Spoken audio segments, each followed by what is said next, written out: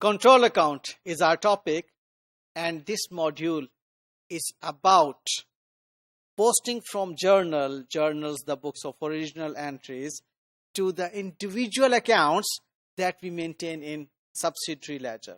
So the topic is very important, and your full concentration is required to learn this topic.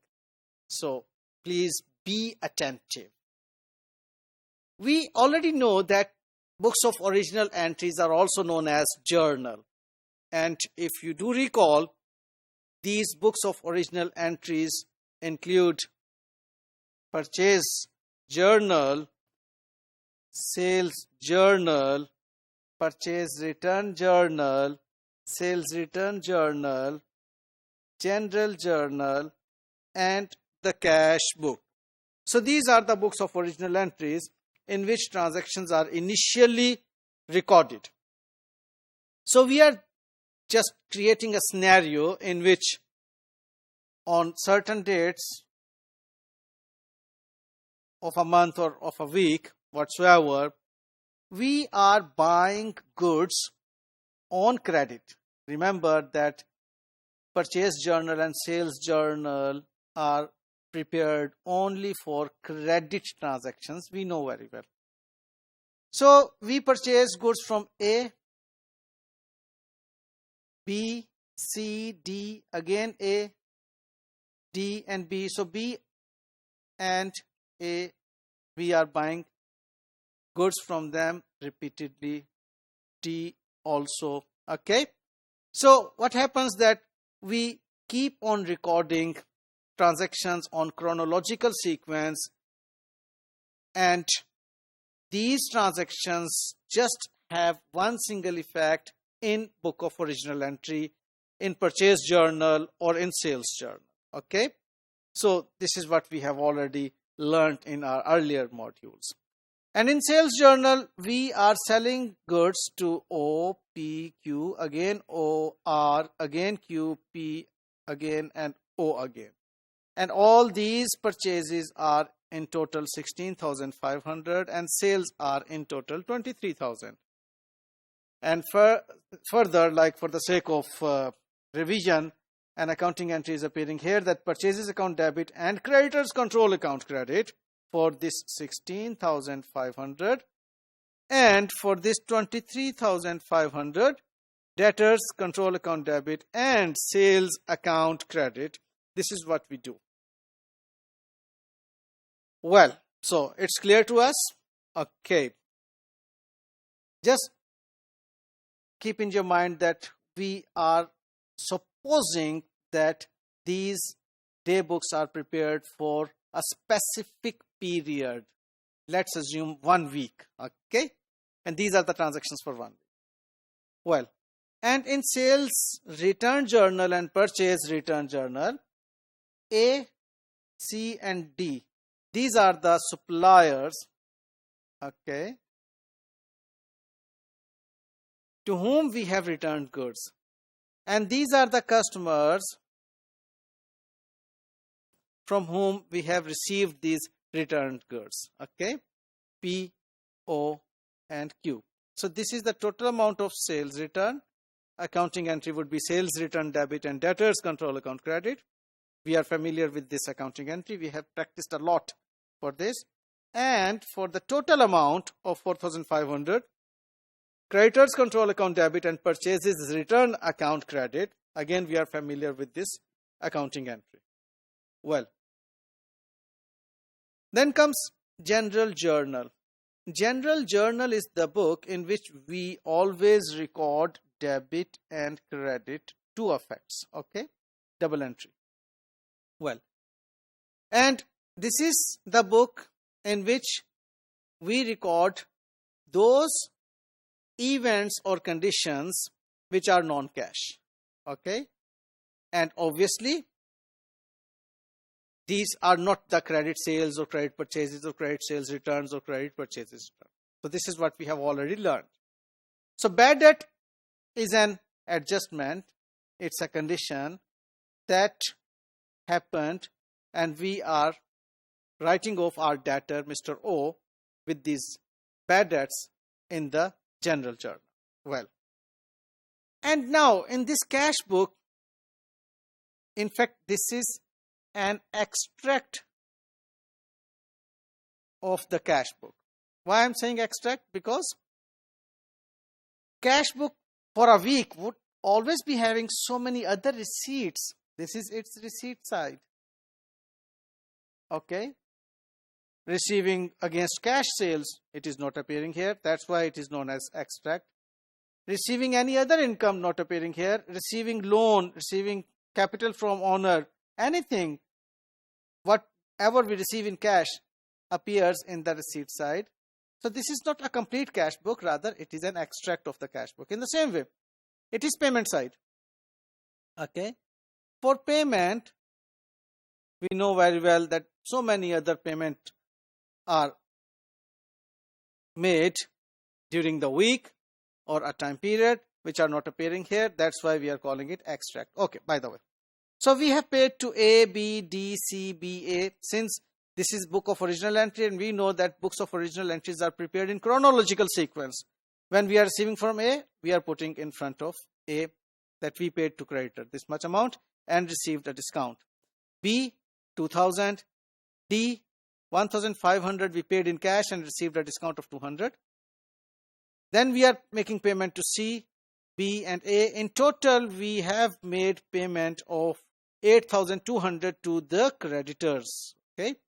And in total, we have received 11,850 in cash from the debtors. And this is the total amount of discount that was allowed to debtors.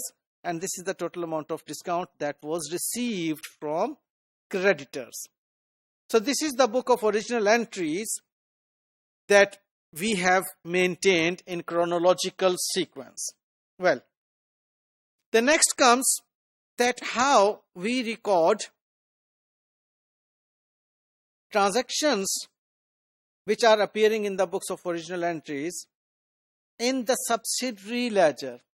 So in fact, whenever we are placing some information in the ledger, taking from the book of original entry, this is known as posting.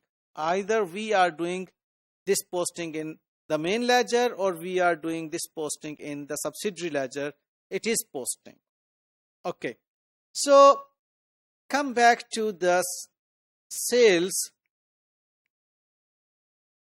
journal. Okay.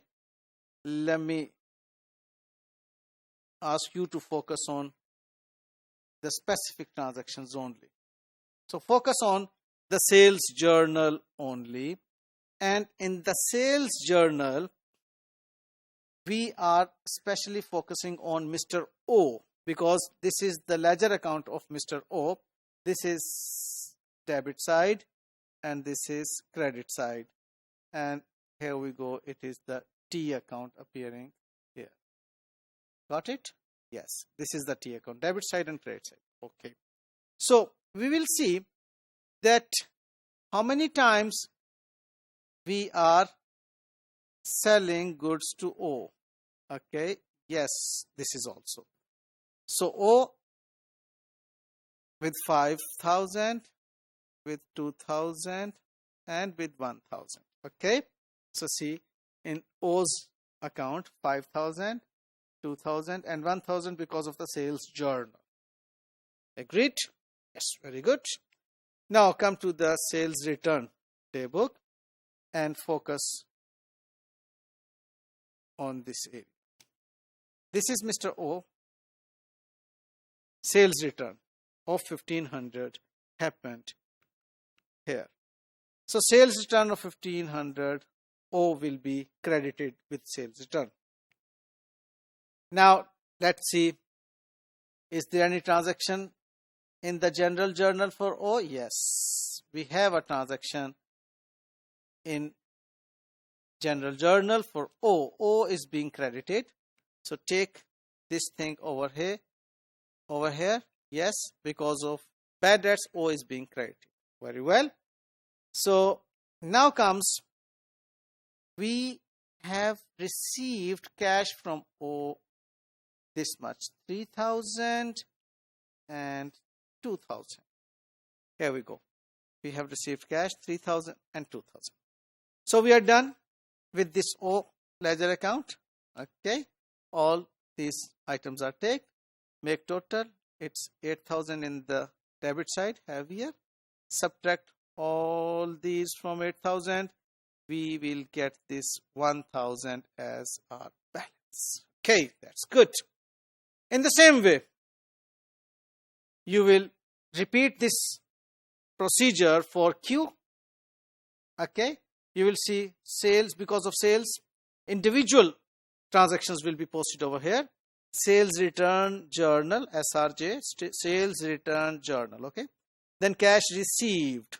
Okay, discount allowed, and balance. The way we balance ledger account, make total 3,000 minus all these, you will get this balance of 1,250. That's great. Then in the same way, you will prepare ledger account for Mr. P and R. Okay, so the mechanism is same. Now you know very well what to do, how to do, from where to pick up the figures, and how to balance. All right, so this is what we have prepared based on the transactions recorded in the books of original entry. Well, after having done with preparing subsidiary ledger accounts in the subsidiary ledger, or individual ledger accounts in the subsidiary ledger, now there is a time to prepare a list of all the balances of individual ledger accounts. So what we do, we pick up the balance carry forward figure. Balance carry forward 1,000 for O. Okay, for O 1,000, place here. For Q 1,250 carry forward balance, debit balance obviously, place here. For P, debit balance 3250, place here. And for R, debit balance 2,000, place here. Now make total 7,500 is the total of all the individual debtors appearing in the subsidiary ledger. Got it? So in the same way, we will prepare individual ledger accounts of all the creditors, and its posting will be based on the books of original entries we maintained here. Okay. So for this, now we will be, means for creditors, you know very well, these are the suppliers, these are the creditors. Let's take an example of Mr. A. Okay. Mr. A will be credited because of these purchase of goods, 2,000 and 2,500. Just have a look on the ledger account of Mr. A. Purchase journal is being, purchase account, Mr. A's ledger account in the purchase ledger is being credited because of the purchase journal, the credit purchases. Okay, well, then comes purchase return. Here we go, purchase return.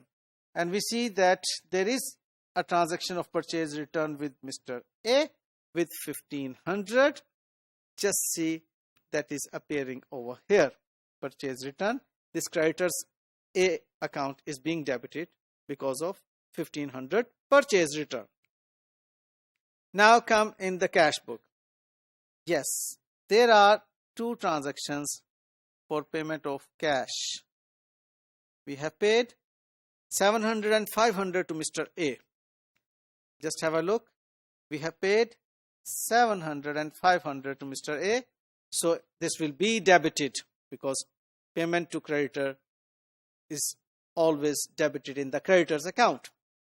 Then we have to see that is there any discount we have received? Yes. While making payment to A, 700 rupees, there was a discount of 100 that we received. So that discount is appearing in the debit side of A's ledger account. Okay.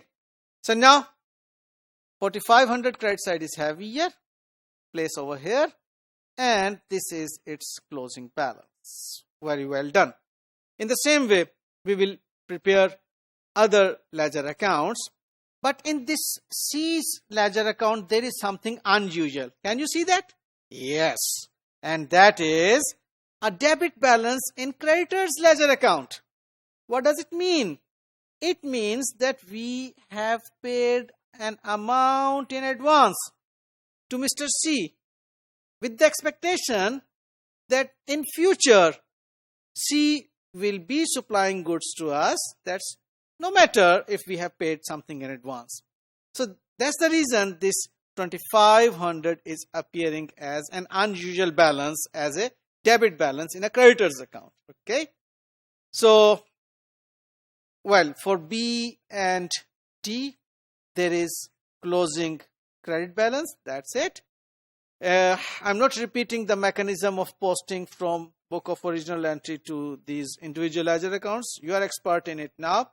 You can like post taking items from the book of original entry and putting it in this individual ledger accounts. So it is easy for you now to do. Well, now we will prepare a list, but in this list there is something different, and that is C's balance, which is opposite. So just have a look. A balance is credit 1,700. Okay. C balance is debit 2,500. B balance is credit 3,000 and D balance is credit 1,300. So just have a look. A's balance is credit balance. It is debit balance. That's why it is negative. And then it is credit balance. So when we will make a total of it, so this 2,500 will be subtracted from the sum of all other total, and the total balance is 3,500. It is the balance of the list of creditors' individual ledger accounts appearing in the subsidiary ledger.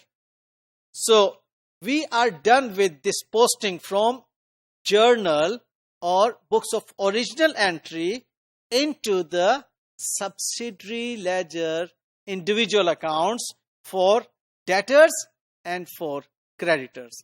So the important tips to remember in this module are that individual customers or suppliers accounts are maintained as memorandum.